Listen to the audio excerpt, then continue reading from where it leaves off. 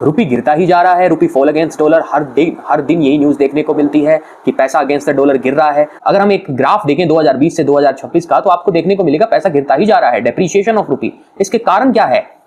देखो, why rupee is falling? Dollar strong हो रहा है globally, high inflation, interest rate है, ग्लोबल अनसर्टेनिटी है, इंपोर्ट कॉस्ट ज्यादा है, ऑयल कॉस्टली है। देखो, भारत बेसिकली डिपेंड करता है दूसरी कंट्री पे, चाहे अपनी एनर्जी सप्लाई के लिए हो, चाहे तेल हो या डिफेंस हो, डिपेंड करता है इंपोर्ट के लिए दूसरी कंट्रीज पे।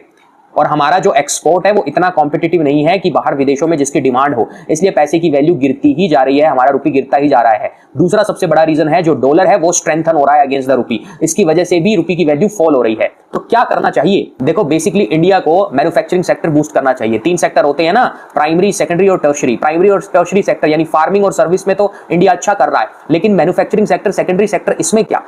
प्रोडक्शन लिंक्ड इंसेंटिव स्कीम को पूरे जोर से बढ़ाना चाहिए। सेकेंडरी सेक्टर में मेक इन इंडिया प्रोग्राम लाओ अच्छे तरीके से, इंपोर्ट डिपेंडेंसी कम करो, सेल्फ सफिशिएंट बनो, सेल्फ रिलायंट बनो, जिससे एफडीआई ज्यादा आएगी। जो फॉरेन इंस्टीट्यूशनल इन्वेस्टर है वो भारत से पैसा ना निकाल करके भारत में ही इन्वेस्ट करेंगे। जब हमारा सेकेंडरी सेक्टर स्ट्रॉन्ग होगा ना फ्रेंड्स, तब जा करके हम ये कह सकते हैं हमारा रुपी स्ट्रॉन्ग होगा। हमारे जो एक्सपोर्ट हैं, हमारे जो प्रोडक्ट्स हैं, उनकी डिमांड विदेशों में बढ़ेगी। जब डिमांड बढ़ेगी तो ऑब्वियसली रुपी स्ट्रॉन्ग होगा। तो एक टाइम देखने को मिल सकता है हमारा फिस्कल डेफिसिट कंट्रोल हो और रुपी फिर से उठे, गिरे नहीं, उठे, एप्रिसिएशन हो, डेप्रिसिएशन नहीं। Strong rupee, strong military power, strong India, ये ड्रीम हम रखते हैं।